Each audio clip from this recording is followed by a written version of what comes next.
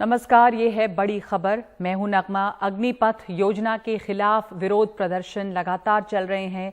आज भारत बंद का आयोजन किया गया और इस दौरान बिहार, उत्तर प्रदेश, हरियाणा, मध्य प्रदेश और देश के कई और राज्यों से ये तस्वीरें सामने आई हैं। युवाओं ने विरोध प्रदर्शन किया है। यहां दिल्ली गुरुग्राम एक्सप्रेस वे पर भी भारत बंद की वजह से भीषण सड़क जाम रहा और इसके अलावा नोएडा में भी ये जाम की स्थिति दिखाई दी। साथ साथ मुंबई शहर में भी कई जगह जाम लगा रहा। हरियाणा में टोल प्लाजा पर विरोध प्रदर्शन में किसान नेता भी शामिल हुए। बीते कई दिनों से ये जो विरोध प्रदर्शन चल रहा है उसका सबसे ज्यादा असर बिहार में देखा गया है।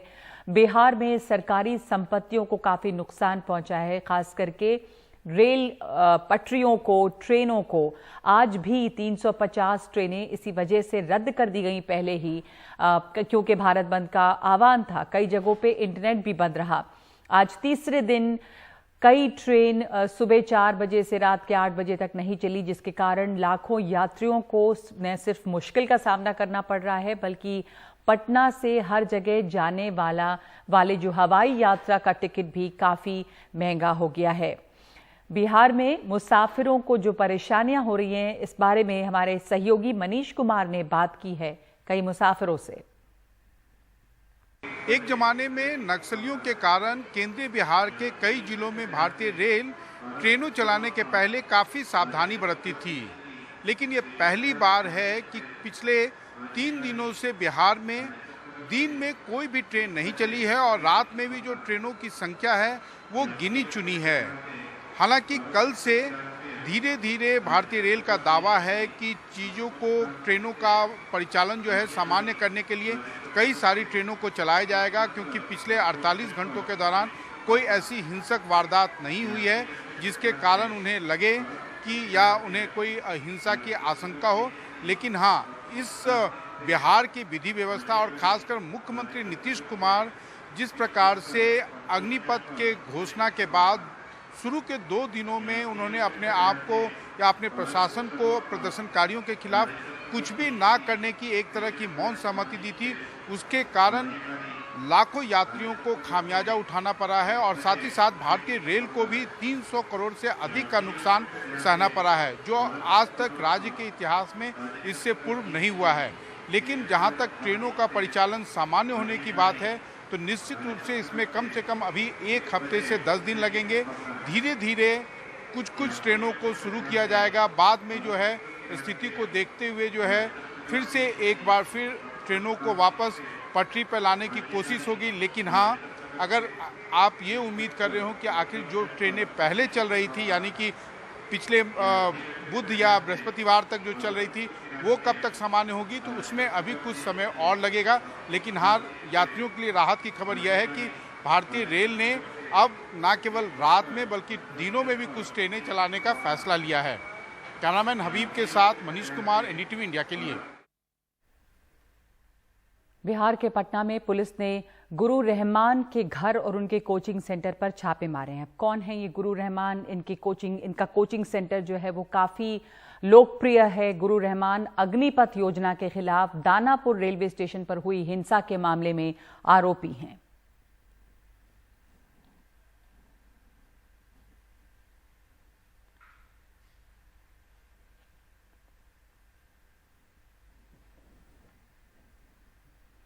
कांग्रेस के प्रतिनिधि मंडल ने आज राष्ट्रपति रामनाथ कोविंद से मुलाकात की है और उनके सामने राहुल गांधी से पूछताछ को लेकर हुए विरोध प्रदर्शन के दौरान कुछ सांसदों के साथ दिल्ली पुलिस के कथित दुर्व्यवहार तथा अग्निपथ योजना का मुद्दा उठाया है। कांग्रेस के प्रतिनिधि मंडल ने राष्ट्रपति से मुलाकात करने के लिए संसद भवन में राष्ट्रपति भवन तक का विरोध मार्च निकाला और इस दौरान राजस्थान के मुख्यमंत्री अशोक गहलोत, मल्लिकार्जुन खड़गे, अधीर रंजन चौधरी, मुकुल वासनिक समेत कई कांग्रेस के वरिष्ठ नेता इसमें मौजूद रहे।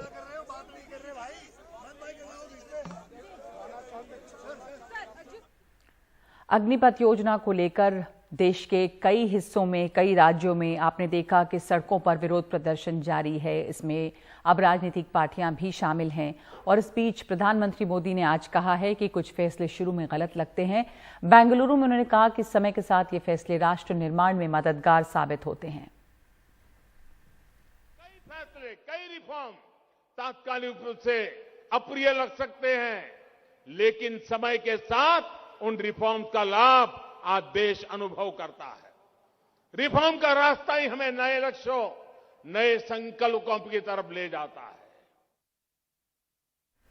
महाराष्ट्र राज्य विधान परिषद की 10 सीटों के लिए हुए चुनाव में वोटों की गिनती का इंतजार है। हाल के राज्यसभा चुनावों में शिवसेना के एक उम्मीदवार की हार के बाद ये चुनाव बहुत ही अहम हो गए हैं। बीजेपी के प्रसाद लाड और कांग्रेस के भाई जगताप के बीच कड़ा मुकाबला है।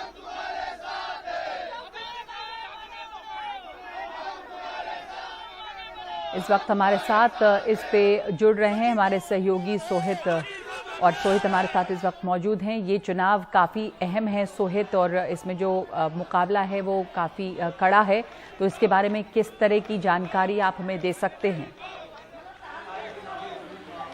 जी देखिए, जो वोट हैं वो तो 4 बजे तक डल गए थे और 5 बजे से इसकी गिनती शुरू होनी थी, लेकिन कांग्रेस ने 2 वोटों को लेकर आपत्ति जताई थी, जिसके वजह से चुनाव आयोग को 1 से 2 घंटे तक उस पर पूरा जांच करनी पड़ी। बाद में वो उस ऑब्जेक्शन को भले ही चुनाव आयोग ने एक्सेप्ट नहीं किया, 7 बजे के करीब वोटों की गिनती शुरू हुई है। और अब भी 2 ऐसे जो प्रत्याशी हैं, एक है रामराजे निंबाळकर और एक है उमा खापरे। रामराजे निंबाळकर एनसीपी से आते हैं, उमा खापरे जो हैं वो बीजेपी के प्रत्याशी हैं। इन दोनों के वोटों को लेकर भी आपत्ति उठाई जा रही है और इसे लेकर अब जो चुनाव आयोग है उनकी ओर से बातचीत और फैसला किया जा रहा है। यानी अब भी कुछ समय लगेगा जब ये नतीजे सामने आएंगे। अब ये क्यों महत्वपूर्ण है? ये इसलिए महत्वपूर्ण है क्योंकि राज्यसभा में महाविकास आघाड़ी सोच रही थी कि 6 में से 4 सीट पर जहाँ पर उनके उम्मीदवार थे वो जीत जाएंगे, लेकिन ऐसा हुआ नहीं। शिवसेना के एक उम्मीदवार की हार हुई और बीजेपी तीनों सीट पर जीत गई। इस बार भी 10 सीटों के लिए मतदान होने हैं और उम्मीदवार 11 हैं और सीधी टक्कर है कांग्रेस के भाई जगताप और बीजेपी के प्रसाद लाड के बीच में। और एक बार फिर से जो निर्दलीय विधायक हैं या छोटे दल के विधायक हैं वो तय करेंगे कि ये 10वां प्रत्याशी या 10वां विधान परिषद में जाने वाला शख्स कौन होगा। और इसलिए एक एक वोट काफ़ी महत्वपूर्ण है। दिन में हमने देखा कि किस तरह से एक बार फिर से नवाब मलिक हो या फिर अनिल देशमुख हो, वो सुप्रीम कोर्ट का भी दरवाज़ा उन्होंने खटखटाया था, लेकिन वहाँ से भी उन्हें वोट करने की मंजूरी नहीं मिली। हालांकि दोनों तरफ से अब भी ये दावा किया जा रहा है कि उनके सारे प्रत्याशी जीत कर रहेंगे। कांग्रेस, एनसीपी और शिवसेना तीनों ने 2-2 प्रत्याशी यानी कुल मिलाकर 6 प्रत्याशियों को मैदान में उतारा है। बीजेपी ने 5 प्रत्याशियों को उतारा है और इसलिए जो पूरा आंकड़ा है ये 11 का है, जबकि सीटें हैं 10 और इसके लिए मतदान हो रहा है। अब ये मतदान में क्या कुछ सामने आता है, इस पर दोनों पार्टियों की नज़र बनी हुई है। महाविकास आघाड़ी राज्यसभा में हार का चेहरा देख चुकी है।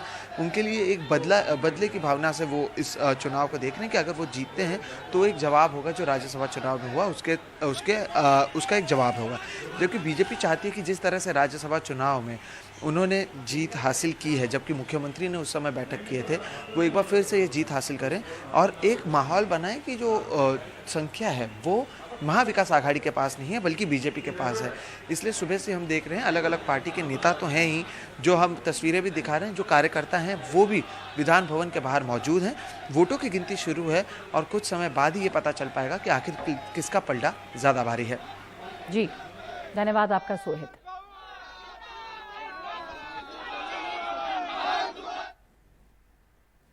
पंजाबी सिंगर सिद्धू मूसेवाला की हत्या के मामले में 2 शूटरों के साथ 3 लोगों को गिरफ्तार किया गया है। दिल्ली पुलिस स्पेशल सेल के स्पेशल सीपी HGS धालीवाल ने आज कहा कि 6 शूटरों की पहचान की गई है। उन्होंने ये भी कहा कि 29 मई को हत्या में 2 मॉड्यूल शामिल थे जो अलग अलग गाड़ियों में सवार थे।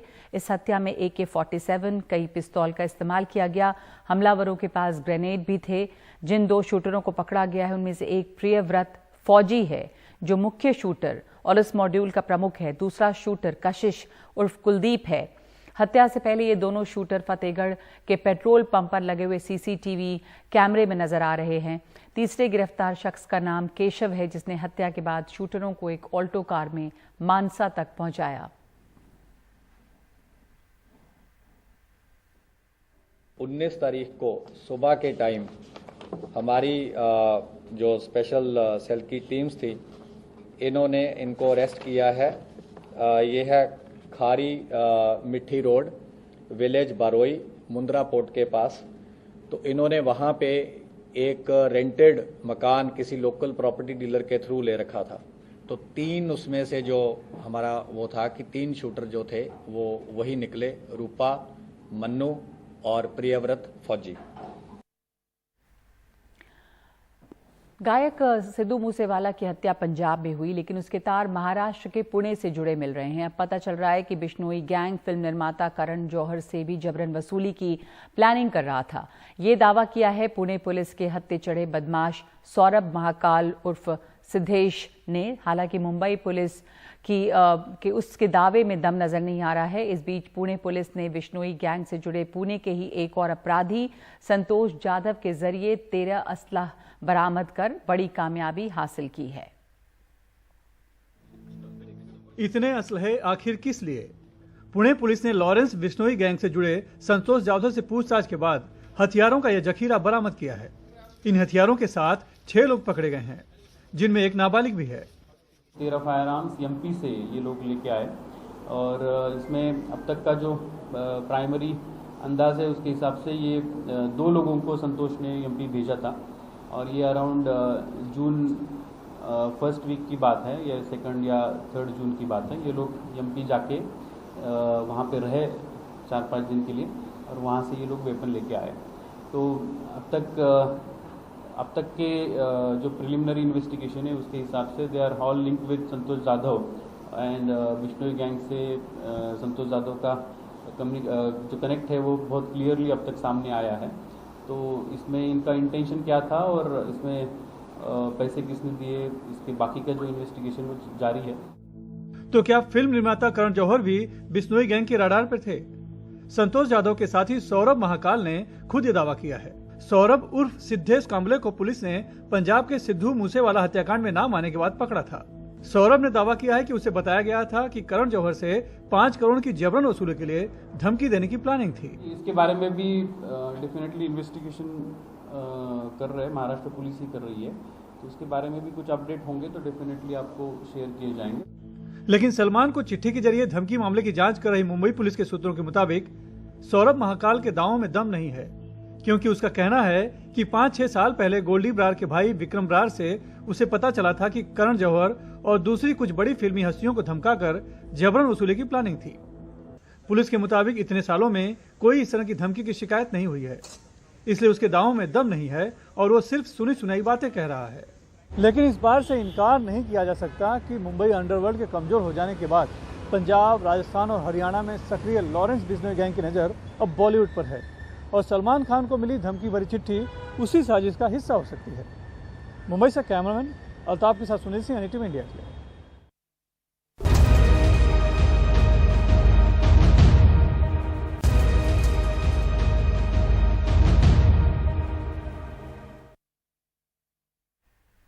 मुंबई के बाद अब दिल्ली में भी कोरोना एक बार फिर से फैल रहा है। बीते 24 घंटों के दौरान 10,506 टेस्ट में 1,060 नए मामले सामने आए हैं और कोरोना संक्रमण दर में बड़ी उछाल देखी गई है। 10% के पार है संक्रमण दर। आज कोरोना संक्रमण दर बढ़कर 10.9% हो चुकी है। इसके पहले 26 जनवरी को 10.59% थी।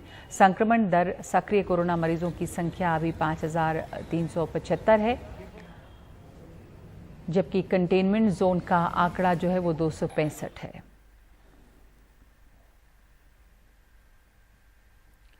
हिमाचल प्रदेश के परवाणु में केबल कार में खराबी आने से कई लोग बहुत घंटों वहां पे फंसे रहे। केबल कार में 11 लोग सवार थे, लेकिन कड़ी मेहनत के बाद में सभी को बचा लिया गया है। करीब 4 घंटे तक ये राहत का बचाव अभियान जो है वो चला।